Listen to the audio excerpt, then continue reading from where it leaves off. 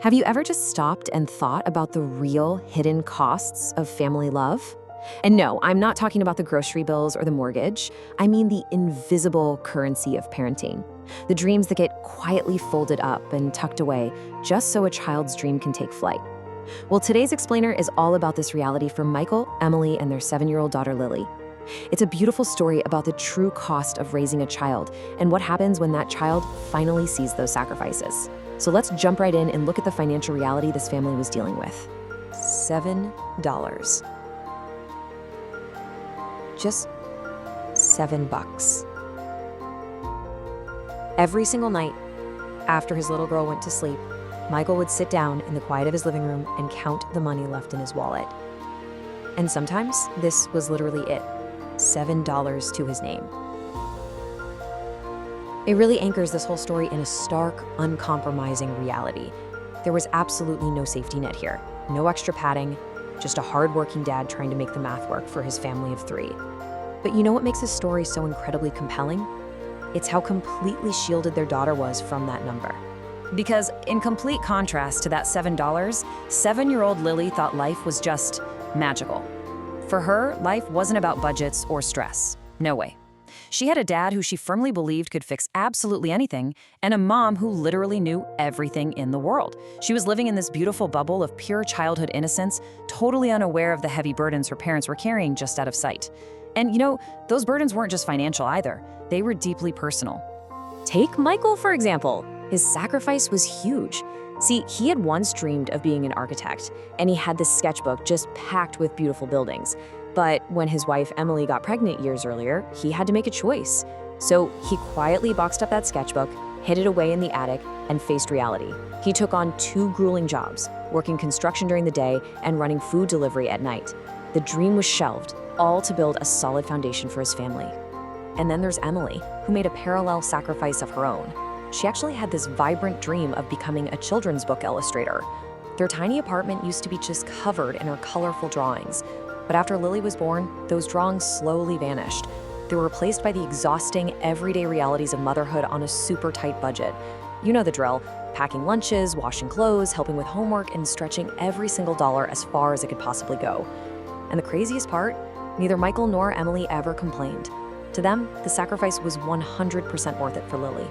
But soon that little bubble of innocence was going to face a pretty common test. We call this the Disney World dilemma.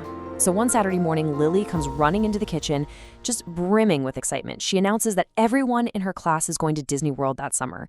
And with these big, wide eyes, she asks if they could go too. Michael and Emily exchanged that quiet, knowing look. You know, the one parents know all too well. Disney tickets, they cost way more than they could even imagine. I mean, it was mathematically impossible for a guy holding $7 in his wallet. But Michael just knelt down, looked his daughter right in the eye, and promised, "We'll see what we can do, sweetheart." Lily hugged him, calling him the best dad ever. And man, while he was smiling on the outside, his heart was just quietly breaking on the inside. And right here is where we really see the hidden economy of parenting, right? It's all about what happens in the shadows to protect a child's joy. To try and make this literally impossible trip happen, the secrets and sacrifices went into overdrive. Michael started secretly picking up even more late-night delivery chefs on top of his already packed schedule. Emily started baking homemade cookies to sell at the local farmer's market. And whenever Lily would ask why her dad was coming home so late, Emily would just smile and say, "Dad is helping lots of people." And Lily, in her beautiful innocence, believed every single word. But hey, life for this family wasn't just endless stress and exhaustion. Let me tell you about this one evening when Michael decided to take charge of dinner. Step 1, he proudly announces he's making the famous family spaghetti. Step 2, literally 5 minutes later, the smoke alarm is screaming and the spaghetti looks more like charcoal. Step 3, Michael gives this dramatic sigh and says, "Welp, I think pizza delivery just became plan B." Lily laughed so hard she almost fell off her chair, and Emily was laughing until she cried. It just shows that despite the crushing weight of their financial reality, they still found deep, radiating joy in these simple moments. In fact, it became one of Lily's all-time favorite memories. However, you can't keep reality at bay forever, right? Their breaking point hit them fast and hard. Week 1, the bills just keep piling up. Week 2 brings a double disaster. The car breaks down and the washing machine floods the laundry room. And then week 3 hits with the absolute worst case scenario for a manual laborer. Michael injures his shoulder at work. So for the first time, he couldn't take on any overtime. Those extra delivery shifts, gone. That delicate financial house of cards they had built was completely collapsing, and suddenly everything just felt utterly impossible. But right in the middle of this collapse came a really quiet, powerful moment. One rainy night, after Lily was asleep, Emily was in the kitchen, just quietly crying. Michael walked in, saw his wife's tears, and simply said, "I'm sorry." But Emily shook her head. She absolutely refused to let him take the blame. She looked at him and said, "No, we're a team. We always figure it out." They just stood there, hugging silently, while the rain tapped against the window. It's such a profound testament to their quiet resilience and their partnership. Well, a few days after that rainy night, a totally unexpected opportunity popped up. Lily came home from school unusually quiet, holding this colorful envelope. It was an announcement for the school talent show. But this wasn't just your standard talent show. The winner would actually get a full scholarship to an amazing art camp.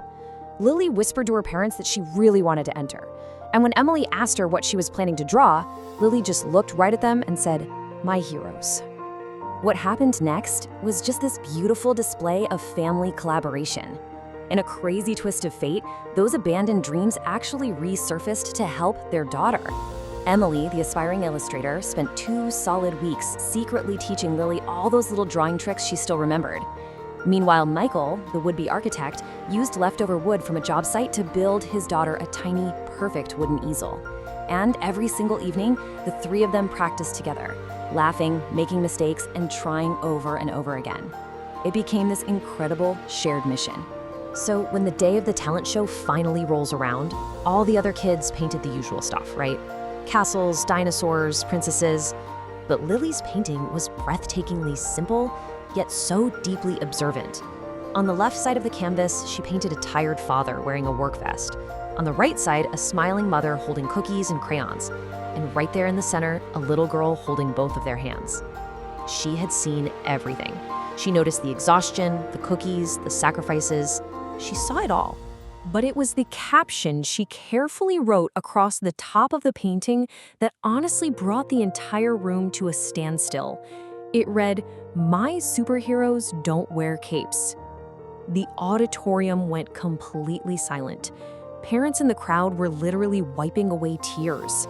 In that one split second, a 7-year-old girl validated every single late night, every skipped meal, and every given-up dream her parents had endured.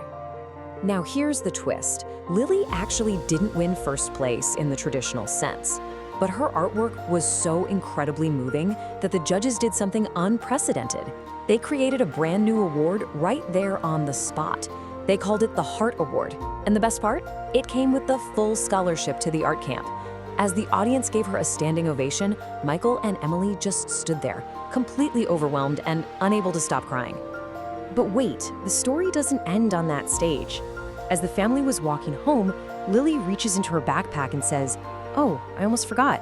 She pulls out this old, dusty notebook and hands it to her dad. Michael just freezes. It's his old architecture sketchbook, the exact one he had hidden away in the attic years ago. Lily looks up at him and simply says, "I think you should draw again." And then she turns right to her mother. She hands Emily this small box. And guess what's inside? Brand new colored pencils. Lily explained that she had actually used her own saved-up birthday money to buy them. Emily was completely taken aback and asked her daughter, "But sweetheart, why?" And Lily delivers this profound piece of wisdom that is just so beyond her years. Because dreams shouldn't stay in boxes. Wow. In that moment, Michael and Emily looked at each other, and all those years of invisible, quiet sacrifice suddenly felt completely seen.